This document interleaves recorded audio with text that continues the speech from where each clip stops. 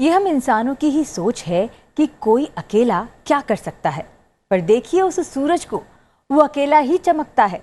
इसीलिए कभी अपने आप को अकेला न समझें और मेहनत के साथ कर्तव्य पथ पर आगे बढ़ते रहें। सुप्रभात, मैं हूं आपके साथ शालिनी खंडेलवाल। सबसे पहले नजर खास गतिविधियों पर। संसद से पारित हुआ ऐतिहासिक नारी शक्ति वंदन अधिनियम। लोकसभा और राज्य विधानसभाओं में महिलाओं के लिए 33% आरक्षण का रास्ता हुआ साफ। लोकसभा की मंजूरी के बाद राज्यसभा ने भी किया पास। सभी दलों का मिला समर्थन, 215 वोट पक्ष में, विपक्ष में एक भी नहीं। प्रधानमंत्री ने जताया संसद सदस्यों का आभार। नारी शक्ति को एक विशेष सम्मान सिर्फ विधेयक पारित होने से नहीं, विधेयक के प्रति सभी दलों की सकारात्मक सोच होना देश की नारी शक्ति को नई ऊर्जा देने वाला। राज्यसभा में नारी शक्ति वंदन अधिनियम 2023 पर चर्चा के दौरान सभापति जगदीप धनखड़ का ऐतिहासिक कदम। उपाध्यक्षों के लिए किया सर्व महिला पैनल का गठन। 13 महिला सदस्यों को पैनल में किया गया शामिल। चर्चा के दौरान उच्च सदन में भी महिलाओं के लिए 33% आरक्षण की व्यवस्था का सुझाव। भारत की गौरवशाली अंतरिक्ष यात्रा चंद्रयान 3 की सफल सॉफ्ट लैंडिंग पर लोकसभा में हुई चर्चा। विभिन्न दलों के सदस्यों ने की मिशन की सफलता की सराहना। केंद्रीय मंत्री जितेंद्र सिंह ने कहा, देश को अब कुछ ही घंटों में चंद्रमा पर प्रज्ञान और विक्रम के नींद से जागने का इंतजार। अंतरिक्ष से जुड़ी उपलब्धियों के कारण वैश्विक स्तर पर बढ़ा देश का कद।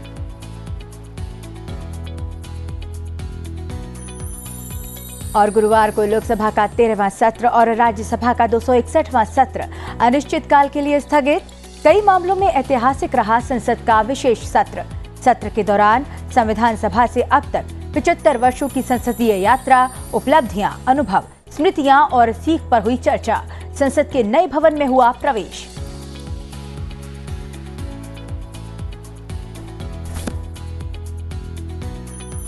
और अब बात करते हैं विस्तार से। राज्यसभा ने गुरुवार को लोकसभा, राज्य विधानसभाओं में महिलाओं के लिए 33% सीटें आरक्षित करने के लिए संविधान 128वां संशोधन विधेयक पारित कर दिया। सभापति जगदीप धनखड़ ने उच्च सदन को सूचित किया कि महिला आरक्षण विधेयक पर विचार करने का प्रस्ताव पूरी सहमति से अपनाया गया है। राज्यसभा में मौजूद सभी 214 सांसदों ने गुरुवार को इसके पक्ष में मतदान किया। सभापति ने ऐतिहासिक उपलब्धि पर सदस्यों को बधाई दी। Members, motion that the bill be passed. Result of the division, subject to correction. Ayes 214.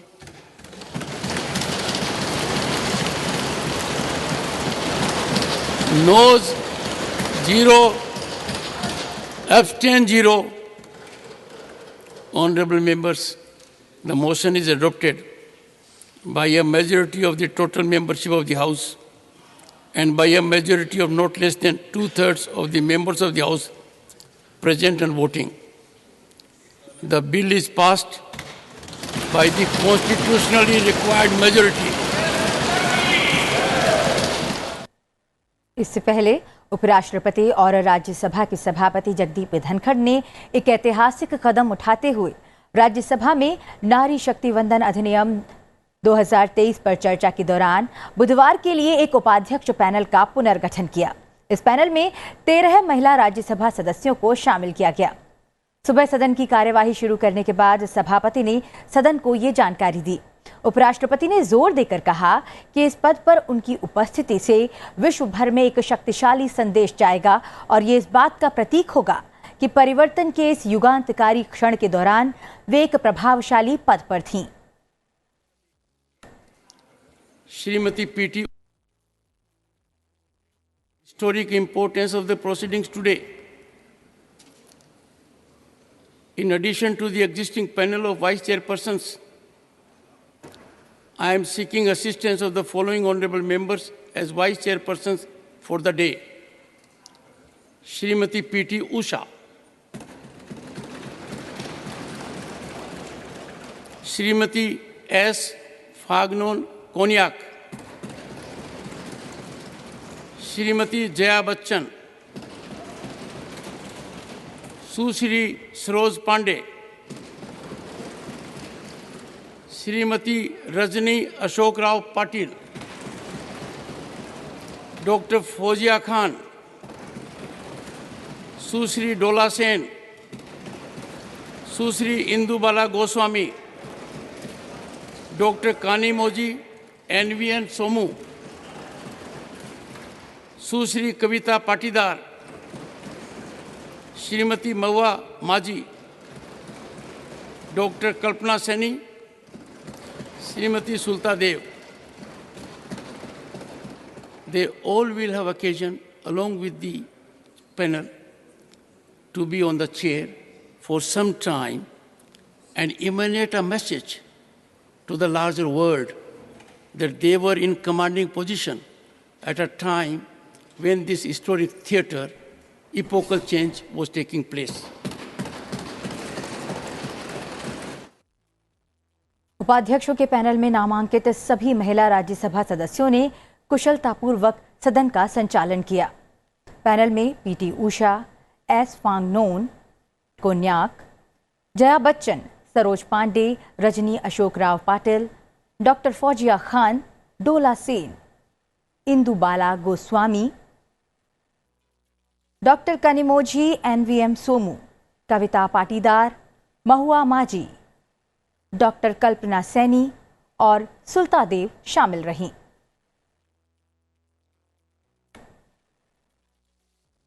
Lok Sabha और राज्य विधानसभाओं में महिलाओं के लिए 1/3 सीटें आरक्षित करने के महत्वपूर्ण आरक्षण विधेयक को गुरुवार को संसदीय मंजूरी मिलने के बाद महिला सांसद बेहद उत्साहित नजर आईं. उन्होंने प्रधानमंत्री नरेंद्र मोदी का अभिनंदन किया. गुरुवार रात को राज्यसभा के बाहर जश्न का माहौल देखा गया. महिला सांसदों के चेहरे खिले नजर आए और जब प्रधानमंत्री नरेंद्र मोदी सदन से बाहर निकले तो महिला सांसदों की खुशी का ठिकाना नहीं रहा. पहले प्रधानमंत्री को बुके देकर उनका स्वागत किया गया. महिला सांसदों के हाथों में मिठाई भी थी. प्रधानमंत्री ने झुककर सभी का अभिनंदन किया और विक्ट्री साइन दिखाया. इस दौरान ग्रुप फोटो भी लिया गया. प्रधानमंत्री ने कहा कि हमारी गतिशील महिला सांसदों से मिलने का सम्मान मिला, जो नारी शक्ति वंदन अधिनियम के पारित होने से बिल्कुल रोमांचित हैं. प्रधानमंत्री ने एक्स पर एक पोस्ट में कहा, ये देखकर खुशी होती है कि परिवर्तन के अग्रदूत उसी कानून का जश्न मनाने के लिए एक साथ आ रहे हैं जिसका उन्होंने समर्थन किया है. नारी शक्ति वंदन अधिनियम के पारित होने के साथ भारत एक उज्जवल, अधिक समावेशी भविष्य के शिखर पर खड़ा है और हमारी नारी शक्ति इस परिवर्तन के मूल में है.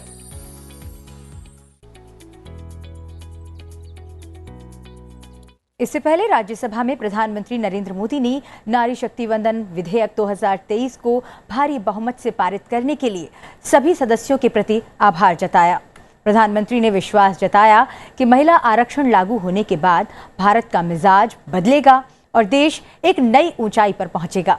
उन्होंने कहा कि ये भारत की संसदीय यात्रा का एक स्वर्णिम पल था और उस स्वर्णिम पल के हकदार इस सदन के सभी सदस्य हैं. इस बिल के पारित होने से जहां नारी शक्ति का प्रतिनिधित्व और मजबूत होगा, वहीं इनके सशक्तिकरण के एक नए युग की शुरुआत होगी. ये सिर्फ एक कानून नहीं है, बल्कि इसके जरिए राष्ट्र निर्माण में अमूल्य भागीदारी निभाने वाली देश की माताओं, बहनों और बेटियों को उनका अधिकार मिला है.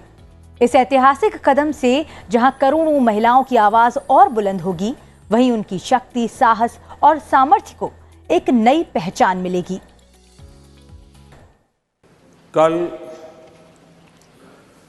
भारत की संसदीय यात्रा का एक स्वर्णिम पल था.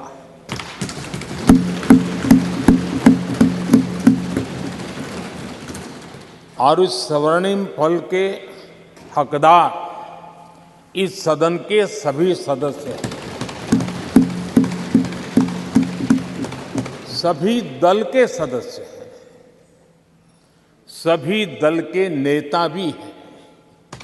सदन में हो या वह सदन के बाहर हो, वे भी उतने ही हकदार हैं. और इसलिए मैं आज आपके माध्यम से इस बहुत महत्वपूर्ण निर्णय में और देश की मातृशक्ति में एक नई ऊर्जा भरने में ये कल का निर्णय और आज राज्यसभा के बाद जब हम अंतिम पड़ाव भी पूरा कर लेंगे, देश की मातृशक्ति का जो मिजाज बदलेगा, जो विश्वास पैदा होगा, वो देश को नई ऊंचाइयों पर ले जाने वाली एक अकल्पनीय अप्रतिम शक्ति के रूप में उभरेगा। ये मैं अनुभव करता हूं और इस पवित्र कार्य को करने के लिए आप सबने जो योगदान दिया है, समर्थन दिया है, सार्थक चर्चा की है, सदन के नेता के रूप में मैं आज आप सबका पूरे दिल से, सच्चे दिल से आदरपूर्वक अभिनंदन करने के लिए खड़ा हुआ हूं, धन्यवाद करने के लिए खड़ा हूं। नमस्कार। गुरुवार को लोकसभा अध्यक्ष ओम बिरला ने अंतरिक्ष के क्षेत्र में भारत की अभूतपूर्व उपलब्धि के लिए इसरो के सभी वैज्ञानिकों और इंजीनियरों के साथ देशवासियों को बधाई दी। लोकसभा अध्यक्ष ने चंद्रयान 3 की सफल लैंडिंग पर लैंडिंग स्थल का नाम शिव शक्ति पॉइंट रखने का स्वागत करते हुए कहा कि ये नाम भारत की सदियों पुरानी विरासत के प्रति सम्मान के साथ ही हमारी वैज्ञानिक महत्वाकांक्षाओं और प्रयासों के प्रतीक भी हैं। उन्होंने कहा कि इन उपलब्धियों से वैश्विक स्तर पर हमारे देश का कद बढ़ा है। अपनी सफलताओं और उपलब्धियों को दूसरों के साथ साझा करने में विश्वास रखता है। इसलिए हमने चंद्रयान 3 की सफलता को विश्व के वैज्ञानिक समुदाय और पूरी मानवता को समर्पित किया है। हमारे प्रज्ञान रोवर ने हमें चंद्रमा पर sulphur, oxygen, aluminium, calcium, iron जैसे तत्वों की मौजूदगी सहित अन्य अमूल्य जानकारी भेजी है, जिससे अंतरिक्ष के बारे में मानव ज्ञान में वृद्धि होगी और भावी अभूतपूर्व खोजों का मार्ग प्रशस्त होगा। 23 अगस्त को राष्ट्रीय अंतरिक्ष दिवस के रूप में मनाना उचित होगा। एक ऐसा दिन होगा जो हमारी भावी पीढ़ियों को जीवन में उच्च महत्वाकांक्षाएं रखने और उन्हें साकार करने के लिए कड़ी मेहनत के लिए प्रेरित करता रहेगा। चंद्रयान 3 मिशन की सफलता और अंतरिक्ष क्षेत्र में हमारे राष्ट्र की अन्य उपलब्धियों को लेकर लोकसभा में चर्चा का जवाब अंतरिक्ष विभाग के मंत्री डॉक्टर जितेंद्र सिंह ने दिया। उन्होंने कहा कि हम सबके लिए ये गर्व का विषय है। चंद्रयान की इस 2.5 महीने की यात्रा में कई महत्वपूर्ण पड़ाव रहे हैं। चंद्रयान 3 ने ये सभी पड़ाव पार किए और सफलता के नए कीर्तिमान रखे। उन्होंने बताया कि देश को अब कुछ ही घंटों में प्रज्ञान और विक्रम के नींद से जागने का इंतजार है। ऐसा होते ही ये उपलब्धि हासिल करने वाला भारत दुनिया का पहला देश बन जाएगा। पहला क्षण था संवेदनशील, वो उसने सफलतापूर्वक हासिल किया, कामयाबी से उसको निभाया और वो चंद्रमा के ऑर्बिट पे चला गया, जहां उसने 20 सर्कल लगाए। ऐसे बाहर से होते होते होते होते धीरे धीरे धीरे धीरे धीरे धीरे अंदर आके, और फिर आखिरी क्षण थे जब आप सबने टेलीविज़न पर देखा, जब केवल 400-600 किलोमीटर रह जाते हैं तो यकदम उसकी रफ्तार 6000 किलोमीटर प्रति घंटा से घट करके 150 किलोमीटर हो जाती है और 4 इंजन में से 2 इंजन बंद हो जाते हैं। और फिर उससे भी अधिक जो एक रोचक क्षण भी होते हैं और थोड़े सी एंग्जाइटी वाले भी, जब वो लगभग 100-150 मीटर धरती के सतह के करीब पहुंचता है, उस समय उसका कम्युनिकेशन हमारे साथ बंद हो जाता है। और फिर ये इम्तहान है कि हमने विक्रम को किस कदर प्रशिक्षित किया था। जैसे आप एक सैनिक तैयार करके भेजते हैं फ्रंट पर, तो मौके पर उसने कब गोली चलानी है ये उसके हाथ में है। तो वो हमारी परख थी कि वो वहाँ लैंड कर पाएगा कि नहीं, क्योंकि जब बिल्कुल नज़दीक पहुँच जाता है तो फिर वो थोड़ा सा उसको वक्त मिलता है 2-4 किलोमीटर के रेडियस में ये तय करने का कि मैं कहाँ पहुँचूँ, और उसके लिए टाइम लाइन होती है। क्योंकि अगर आप गाड़ी स्वयं ड्राइव कर रहे हैं तो आप रोक सकते हैं, लेकिन वो नहीं कर पाएगा। वो टाइम लाइन हट जाए तो वो फिर लैंडिंग मुलतवी हो जाती है। लेकिन वो क्षण भी बड़ा स्मूथली निभाया गया। ये मैं घटनाक्रम इसलिए सुना रहा था कि मुझे हर्ष है इस सदन के साथ ये बात साझा करते हुए, और शायद औपचारिक तौर से पहली बार हो रही है कि आज भी जब हम ये चर्चा कर रहे हैं तो कुछ ही घंटे के बाद हमें इंतज़ार है इस बात का कि क्या विक्रम और प्रज्ञान अपनी नींद से जाग जाएंगे, और इस वक्त सारा प्रयास उस ओर है। तो मैं चाहूँगा कि विवाद से ऊपर उठ करके हम चंद्रयान की दूसरे मरहले की यात्रा के लिए प्रार्थना भी करें और प्रयास भी करें। गुरुवार को लोकसभा का 13वां सत्र और राज्यसभा का 261वां सत्र अनिश्चितकाल के लिए स्थगित हो गया। विशेष सत्र के दौरान संविधान सभा से अब तक 75 वर्षों की संसदीय यात्रा, उपलब्धियां, अनुभव, स्मृतियां और सीख पर चर्चा हुई। गणेश चतुर्थी के दिन संसद के नए भवन में प्रवेश हुआ। चंद्रयान 3 मिशन की सफलता और अंतरिक्ष क्षेत्र में हमारे राष्ट्र की अन्य उपलब्धियों पर चर्चा हुई, और सबसे महत्वपूर्ण नारी शक्ति वंदन अधिनियम 2023 पास हुआ। इस पर ज्यादा जानकारी के लिए चलते हैं हमारे संवाददाता सूरज मोहन झा के पास। सूरज, कल संसद का विशेष सत्र अनिश्चितकाल के लिए स्थगित हो गया, लेकिन इस 4 दिन के सत्र में सबसे महत्वपूर्ण क्या रहा?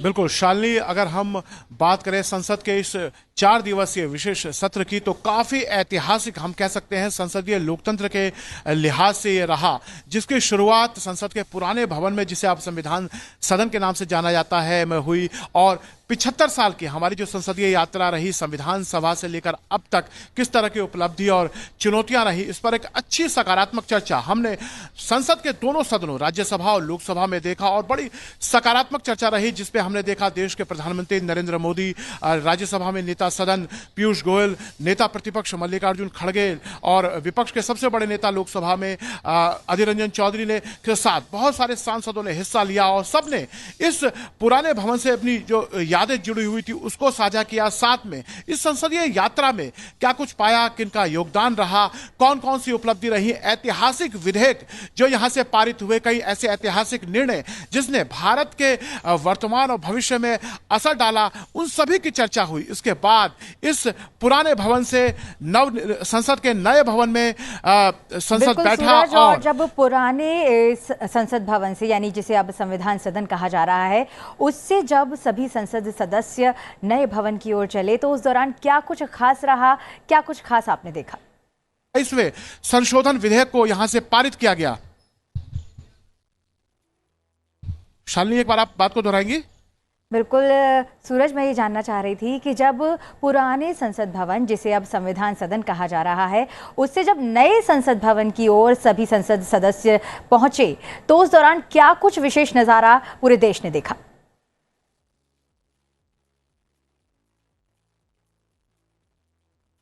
बिल्कुल, देखिए चर्चा तो हमने देखा ही कि दोनों सदनों में कितना रचनात्मक चर्चा हुई। उसके बाद जो दृश्य देखने को मिला ऐतिहासिक केंद्रीय कक्ष में, जहां पर हमने आज़ादी की इबारत लिखी, उस संविधान बना, वहां पर उपराष्ट्रपति, प्रधानमंत्री, लोकसभा अध्यक्ष, कैबिनेट के मंत्री और कुछ वरिष्ठ सांसदों का संबोधन हुआ। उसके बाद जिस तरह का दृश्य हमें देखने को मिला पुराने संसद भवन से, जो कि संविधान सदन है, वहां प्रधानमंत्री, जो कि लोकसभा में नेता सदन है, देश के प्रधानमंत्री हैं, उनकी अगुवाई में जिस तरह से सांसदों ने पूरे उनके नेतृत्व में मार्च करते हुए जिस तरह से संसद भवन के इस नए परिसर में वो लोग आए, ये कहीं ना कहीं संसदीय लोकतंत्र की मजबूती को दिखाता था, और उत्साह सभी में देखने को मिल रहा था। जो 75 साल की याद थी वो उनसे जुड़ी हुई थी। साथ में चूंकि अब नई तकनीक का युग है और देश की आबादी बढ़ी है और देश डिलिमिटेशन की तरफ बढ़ रहा है, ऐसे में सदन में सदस्यों की संख्या बढ़ेगी शालिनी, और अब चूंकि पर्यावरणीय लिहाज से भी और तकनीक के लिहाज से भी हम डिजिटल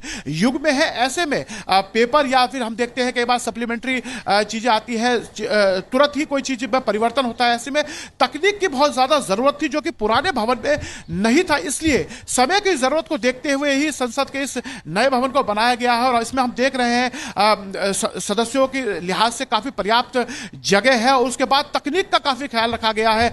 हर सदस्य जो कि उनका डिवीजन नंबर है उसके साथ में एक डेस्कटॉप कंप्यूटर रखा हुआ है, जिसमें भारत की जितनी अधिसूचित भाषाएं हैं उसमें उनका पास ऑप्शन है, जो कार्यसूची होती है उसके कामकाज की या नियमावली है या अन्य तरह की कोई जानकारी है, वो सदस्य अपने सामने क्लिक करके उस भाषा को चूज करता है और कार्यसूची हो चाहे नियमावली हो उसकी जानकारी वो अपनी भाषा में पा सकता है। तो ये तमाम तरीके हैं, कोई भी परिवर्तन सूरज, संसद के नए भवन में बहुत सी विशेष बातें हैं जो आज के जमाने के हिसाब से जरूरी थी, और वो सब कुछ, उन सब बातों का ध्यान नए संसद भवन में रखा गया है। और संसद के इस नए भवन में जब सत्र की शुरुआत हुई तो बहुत कुछ खास हम सभी ने देखा। सूरज, उसके बारे में बताएं।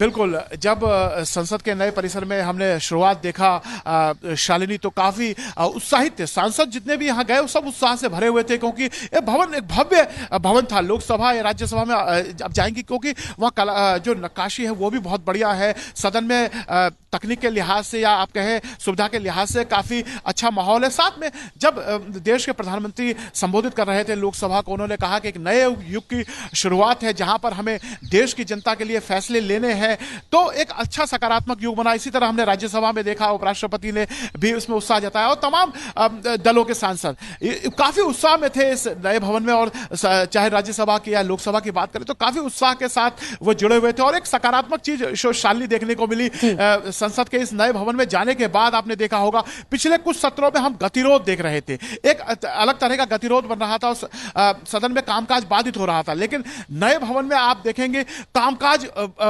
जो है निर्बाध तरीके से अच्छा चल रहा था। चाहे बात संविधान के 128वें संशोधन के तहत देश की आबादी को 33% आरक्षण लोकसभा या राज्य की विधानसभाओं में देने की बात रही हो, जिसमें आधी आबादी को निर्णय लेने की जो शक्ति है उस प्रक्रिया में डालने की बात थी, या फिर जो अंतरिक्ष के क्षेत्र में हमने ऐतिहासिक सफलता हासिल की है। हमने चंद्रयान 3 को जो चंद्रमा के दक्षिणी ध्रुव पे उतार कर जो सफलता हासिल की है, जिसका डंका पूरे विश्व में बज रहा है, उसको लेकर बात हो। दोनों सदनों में आप देखिए 10-10 घंटे से 12 घंटे चर्चा हो रही है। मध्य रात्रि तक बैठकर सांसदों ने ऐतिहासिक सूरज, जानना चाहेंगे कि कल रात को जो संसद के परिसर में जो विशेष नजारा देखने को मिला, जब सभी महिला सांसद बेहद उत्साहित थी, उन्होंने प्रधानमंत्री का अभिनंदन किया, उनको बधाई दी, और इस महिला आरक्षण विधेयक के पास होने के बाद महिला सांसदों में जो खुशी थी उसके बारे में बताएं।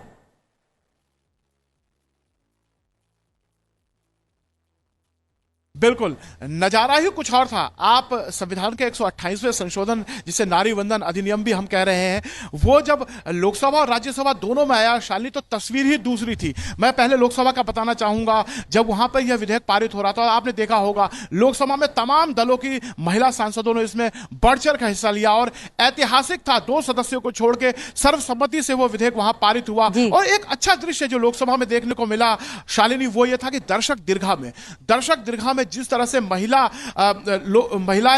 इस चर्चा को देखने के लिए आ रही थी, वो अपने आप में ऐतिहासिक था। वो दृश्य देखने लायक था वहां पर, और जिस तरह से सर्वसम्मति से पास हुआ। उसी तरह राज्यसभा में जिस तरह से हमने कल दृश्य देखा, कल ऐतिहासिक दृश्य था, विधेयक ऐतिहासिक था। और वहां पर आपने देखा होगा सभापति तालिका में आपने सभापति और उपसभापति के अलावा महिला सांसद वहां पर सदन का संचालन कर रही थी, जो अपने आप में ऐतिहासिक था। महिला सांसद सदन का संचालन कर रही थी। नीचे जो कि टेबल ऑफिस कहलाता है, वहां पर रिपोर्टर्स जो बैठे थे वो महिलाएं थी। साथ में महिला सांसद तमाम दलों की इस चर्चा में हिस्सेदारी कर रही थी। एक ऐसा सपना जो शायद राष्ट्रपिता महात्मा गांधी या हमारे संविधान निर्माताओं ने देखा था, कि देश की आबादी निर्णय लेने की जो क्षमता है उसमें आए। और जिस तरह से उपराष्ट्रपति और प्रधानमंत्री ने कहा कि अगर महिलाएं सत्ता में आती हैं, निर्णय लेने की शक्ति उनमें आती है, तो समाज में भी एक तरह का अलग व्यवहार में परिवर्तन आता है। वो हमें देखने को मिला। और जिस तरह से राज्यसभा में 214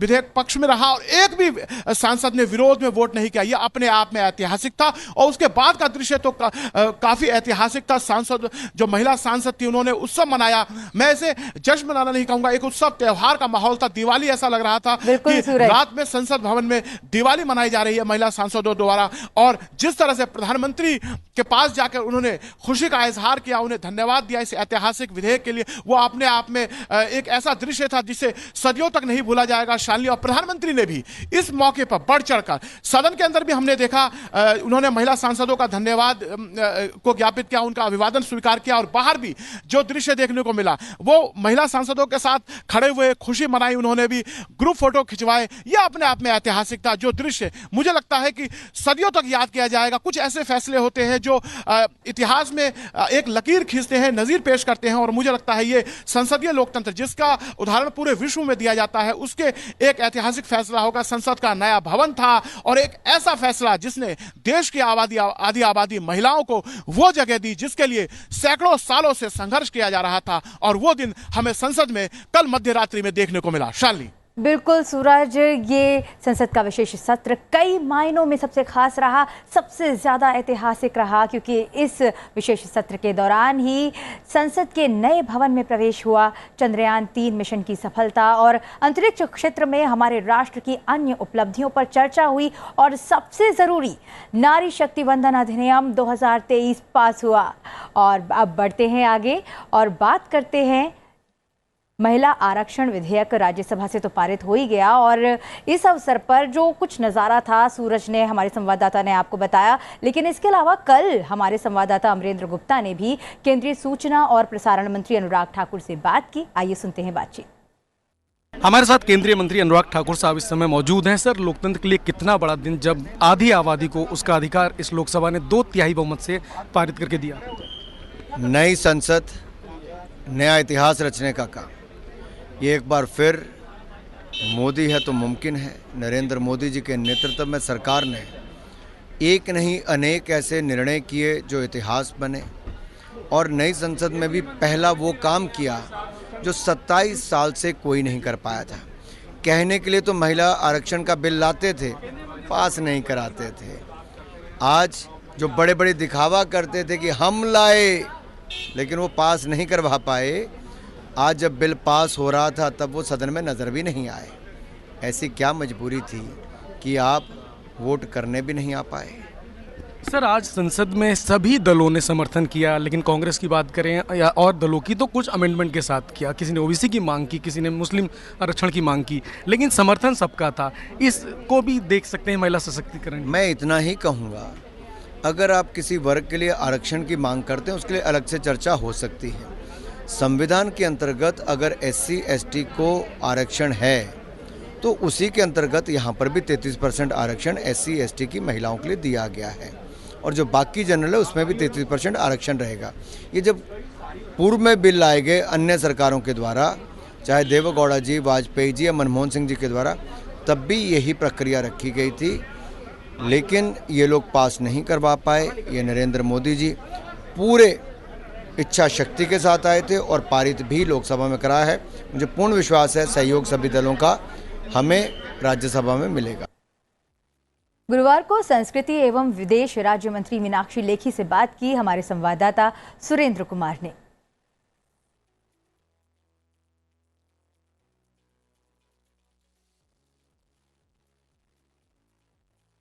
हमारे साथ मौजूद हैं मीनाक्षी लेखी जी, उनसे जानते हैं उनका क्या प्रतिक्रिया आज ऐतिहासिक दिन पर। मैम, ऐतिहासिक दिन था और सभी बहनों ने मिलकर प्रधानमंत्री जी का धन्यवाद दिया, आभार प्रकट किया, क्योंकि हम सब जानते हैं कि उस स्थान पर कोई भी और व्यक्ति होता तो ये संभव नहीं होता और मोदी जी हैं तो ये सब कुछ मुमकिन हो पाया। नहीं तो बहुत लंबा इतिहास है जब लोगों ने इसको टालने का प्रयास किया। उन्होंने कहा अभी जो करना है वो तो करिए, पहले इस बिल को तो पास कीजिए। जिस तरह से मत विभाजन था इस बिलों को लेकर, लेकिन बावजूद इसके मोदी जी एकमात्र ऐसे अब तक प्रधानमंत्री हैं जिन्होंने सभी दलों का समर्थन प्राप्त किया और सभी दलों ने खुल के इस पे बात भी की और अपना मत भी दिया। वो एक हम लोग कहते हैं ना कि यही समय है, सही समय है, तो ये समय सही था। प्रधानमंत्री जी देश के मोदी जी हैं और उन्होंने अपने शब्दों में ये कहा यही समय है, सही समय है और देश का समय है।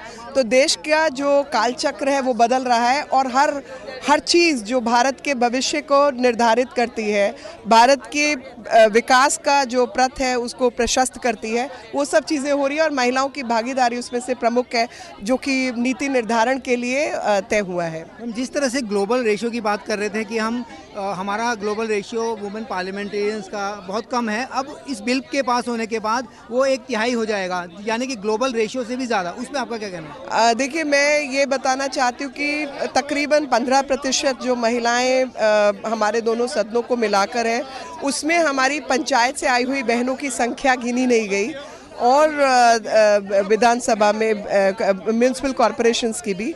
लेकिन बावजूद उसके अब जो हमारा 33% आरक्षण होते ही हमारी संख्या दुनिया में एक अधिक संख्या हो जाएगी और जो ग्लोबल एवरेज है जो 26 के आसपास है उससे कहीं अधिक हो जाएगी। महिला आरक्षण विधेयक पास होने के अवसर पर हमारी संवाददाता कृति मिश्रा ने कुछ महिला सांसदों से बातचीत की। Ma'am, historic day, the women's reservation bill or the Nari Shakti Vandan Adhiniyam sees the light in the day in the Lok Sabha. Waited 37 years for this and it's a great day. We all are extremely happy.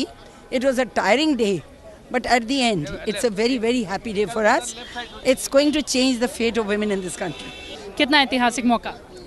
ये सबसे मैंने चिर परिचित लेकिन बहुत दिनों के इंतजार के बाद ये हम लोग का मौका मिला कि महिला बिल जो पास हुआ है, हम लोग को बहुत खुशी है। That in one voice, with consensus, all the parties, political parties inside the house, they stood in support of the bill. And finally, after 27 years of struggle, very long wait, the bill sees the light of the day. It has been passed. And I think now some more time before we get to see more and more women within the houses of the state assemblies and also our parliament, which was a dream of, I think, all those leaders before us who were MPs or all the tall leaders who had made attempts from 1996 onwards to get this bill passed. So I think a tribute to all of them, whoever raised their voice, whoever made efforts. So it's a big day. महिला आरक्षण विधेयक राज्यसभा से पारित होने के बाद संसद TV ने कई सांसदों से प्रतिक्रिया ली। हमारे संवाददाता सुरेंद्र कुमार ने भी कई सांसदों से बात की। बिल्कुल, अगर सरल भाषा में कहा जाए तो अगर सरकार की नीति स्पष्ट हो, नीयत साफ हो और नेतृत्व क्षमता मजबूत हो तो ये काम हो गया जो 30 साल से पेंडिंग था। बड़ी बात क्या है, ये बदलाव का दिन है, इतिहास का दिन है। नरेंद्र मोदी जी ने इस बात को सुनिश्चित किया कि हिंदुस्तान की बेटियां एयरफोर्स का फाइटर प्लेन उड़ा रही हैं, हिंदुस्तान की बेटियां आर्म फोर्सेस में परमानेंट कमीशन पा रही हैं, हिंदुस्तान की बेटियां मंगलयान और चंद्रयान में वैज्ञानिक की भूमिका निभा रही हैं और हिंदुस्तान की बेटियां संसद के सदस्य और विधानसभा के सदस्य बनकर देश की नीति को बनाएंगी।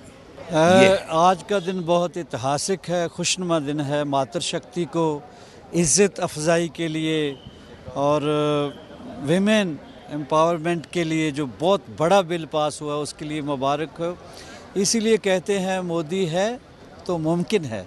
हमारे प्रिय प्रधानमंत्री, एक फिल्म का गाना था ना कि औरत ने जन्म दिया मर्दों को, मर्दों ने उसे बाजार दिया।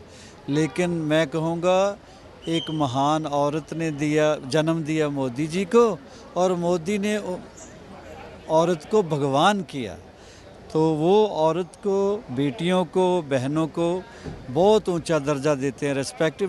पहले प्रधानमंत्री जिन्होंने बोला बेटी पढ़ाओ, बेटी बचाओ और बेटी ब्याहो। तो आज सच हो गया सपना। 4 बार निराश हुआ भारत और हमारी बेटियां। तो आज का दिन बहुत ऐतिहासिक है और पूर्ण बहुमत से ये पास हो गया बिल। अब बढ़ते हैं आगे। भारत की अध्यक्षता में G20 शिखर सम्मेलन की सफलता के बाद प्रधानमंत्री नरेंद्र मोदी भारत मंडपम में आज शाम करीब 6 बजे टीम G20 के साथ बातचीत करेंगे। प्रधानमंत्री इस अवसर पर सभा को संबोधित भी करेंगे। बातचीत के बाद रात्रि भोज होगा।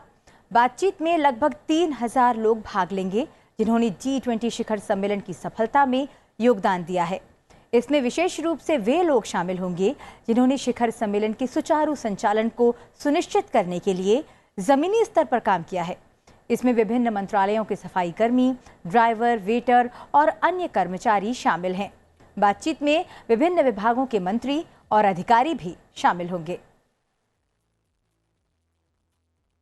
भारत की अध्यक्षता में G20 इंफ्रास्ट्रक्चर वर्किंग ग्रुप की चौथी बैठक खजुराहो में गुरुवार को शुरू हुई।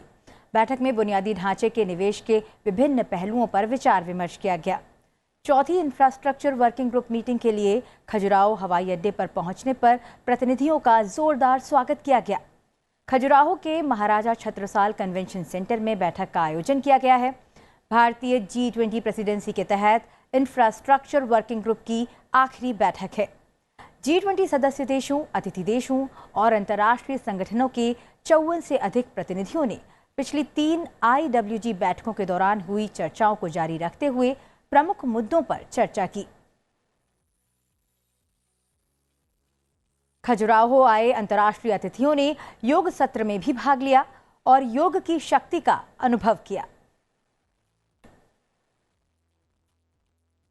अपने संसदीय क्षेत्र की जनता को कई खास परियोजनाओं की सौगात देने के लिए प्रधानमंत्री नरेंद्र मोदी कल 23 सितंबर को वाराणसी के दौरे पर रहेंगे। प्रधानमंत्री दोपहर लगभग 1:30 बजे वाराणसी में अंतर्राष्ट्रीय क्रिकेट स्टेडियम की आधारशिला रखेंगे। वाराणसी में अंतर्राष्ट्रीय क्रिकेट स्टेडियम का निर्माण आधुनिक विश्व स्तरीय खेल बुनियादी ढांचे को विकसित करने के प्रधानमंत्री के दृष्टिकोण को साकार करने की दिशा में एक कदम होगा। इस स्टेडियम की विषयगत वास्तुकला की प्रेरणा भगवान शिव से ली गई है, जिसमें अर्धचंद्राकार छत के कवर, त्रिशूल के आकार की फ्लड लाइट, घाट की सीढ़ियों पर आधारित बैठने की व्यवस्था, बिल्व पत्र के आकार की धातु की चादरों के डिजाइन विकसित किए गए हैं। इस स्टेडियम की क्षमता 30,000 दर्शकों की होगी। दोपहर बाद प्रधानमंत्री लगभग 3:15 बजे रुद्राक्ष अंतर्राष्ट्रीय कोऑपरेशन और कन्वेंशन सेंटर पहुंचेंगे और काशी संसद सांस्कृतिक महोत्सव 2023 के समापन समारोह में भाग लेंगे। कार्यक्रम के दौरान वे उत्तर प्रदेश में बने 16 अटल आवासीय विद्यालय का उद्घाटन भी करेंगे। बढ़ते हैं आगे और बात करते हैं वर्ल्ड रोज डे की। आज वर्ल्ड रोज डे है, एक ऐसा दिन जो कैंसर के मरीजों के लिए एक नई उम्मीद, नई प्रेरणा लेकर आता है। ये दिन कैंसर पीड़ितों के उनके साथ मानवीय व्यवहार करने और उनसे दुख बांटने के उद्देश्य से हर साल 22 सितंबर को मनाया जाता है। वर्ल्ड रोज डे के बारे में और जानने के लिए आइए देखते हैं एक रिपोर्ट।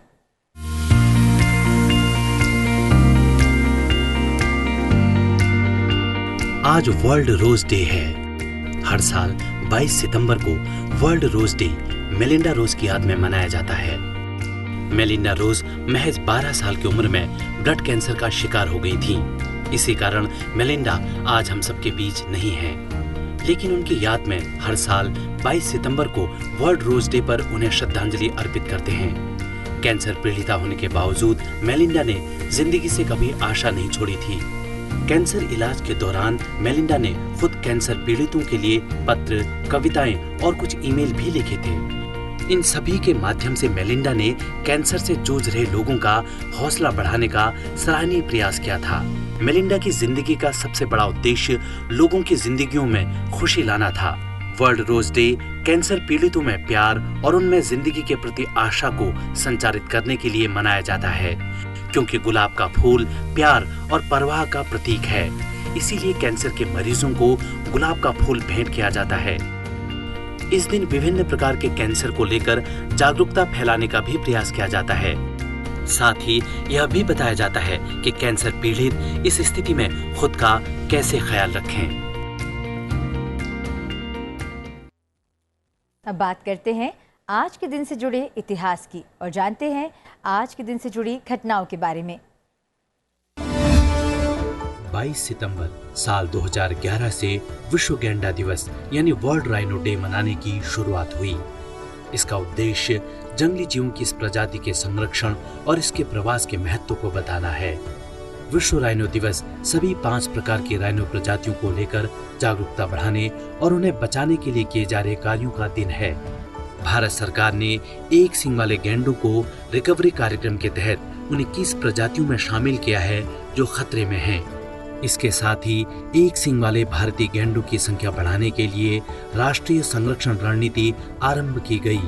20वीं सदी के आखिर में विलुप्त के कगार पर पहुंच गए एक सींग और विशाल आकार वाले गैंडों की संख्या को बढ़ाने के लिए विश्व गैंडा दिवस विभिन्न देशों द्वारा एक सराहनीय कदम है। 22 सितंबर साल 1791 को माइकल फैराडे का जन्म ब्रिटेन के लंदन में हुआ। फैराडे एक ब्रिटिश रसायनज्ञ और भौतिक विज्ञानी थे। 19वीं सदी के महानतम वैज्ञानिकों में से एक फैराडे ने विद्युत चुंबकत्व और विद्युत रसायन के अध्ययन में महत्वपूर्ण योगदान दिया। फैराडे ने अपने करियर की शुरुआत एक रसायनज्ञ के रूप में की थी। साल 1831 में फैराडे ने विद्युत चुंबकीय, विद्युत ट्रांसफार्मर और जनरेटर से संबंधित सिद्धांत की खोज की। विज्ञान के प्रति समर्पण के लिए महारानी विक्टोरिया ने उन्हें नाइटहुड की उपाधि से सम्मानित करने का प्रस्ताव दिया, लेकिन फैराडे ने कृतज्ञता पूर्वक नाइटहुड की उपाधि को अस्वीकार कर दिया। महिला आरक्षण बिल पारित होने के बाद तमाम महिला सांसदों ने संसद के गेट पर खड़े होकर प्रधानमंत्री नरेंद्र मोदी का आभार जताया। इस दौरान कई सांसदों ने उन्हें बुके और शॉल भी गिफ्ट किया। सभी के साथ प्रधानमंत्री ने फोटो भी खिंचवाए। चलते चलते आइए आपको दिखाते हैं इस ऐतिहासिक दिन से जुड़ी कुछ खूबसूरत झलकियां। आप बने रहिए संसद टीवी के साथ। मुझे दीजिए आज्ञा। नमस्कार।